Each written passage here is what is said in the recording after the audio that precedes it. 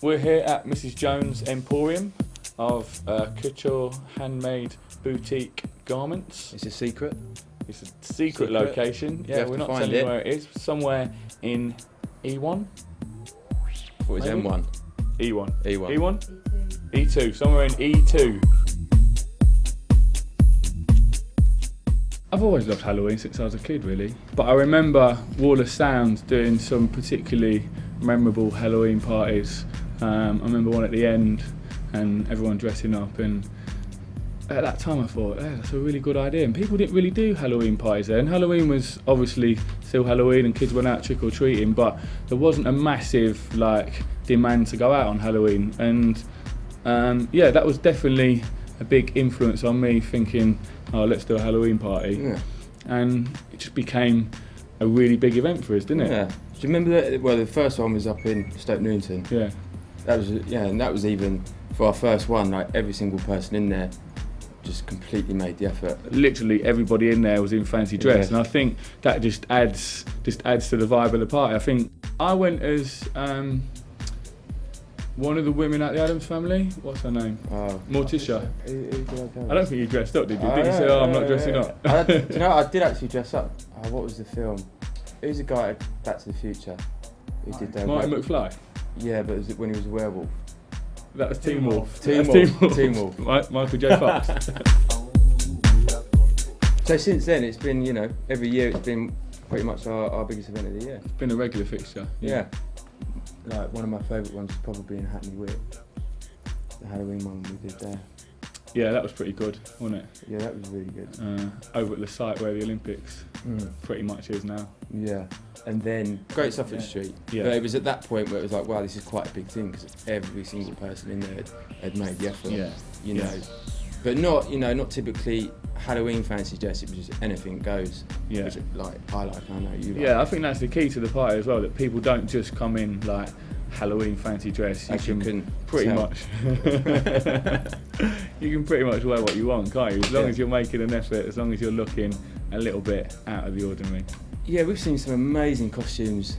There was a little team of green goblins I saw one year. There was about 8 of them as well, and they were all like dressed the same, but they were all dressed really well. And obviously they were all running around, and occasionally you'd see them all together, and then you'd see them like split up and come back together again.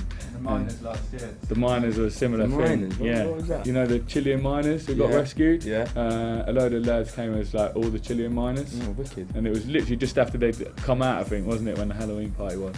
Wow, that sounds amazing. I didn't see that. Yeah. What did you wear last year?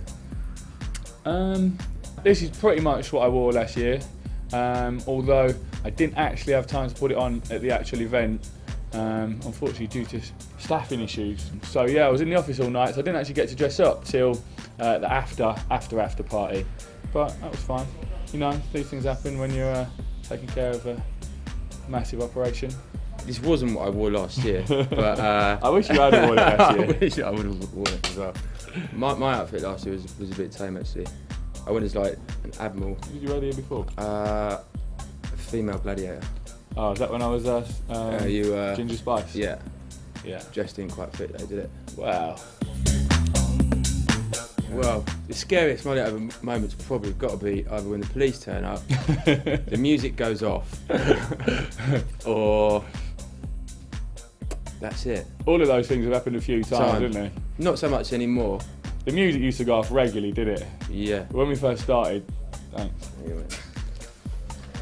When we first started, if the music didn't go off at least 2 or 3 times, I think I used to turn it off just to like, do you know what I mean, provide that like added bit of excitement. I just think, oh, let's just like flick the electrics off, and then you always get a big cheer, don't you? I think that's where you first started getting a big cheer in your sets, wasn't it? By the music going off. I think, oh, it's getting a bit boring. Let's like drop the power, music will go off, and get a big cheer. Yeah, that was the plan, wasn't it? We don't need to do that now. No, we don't. No.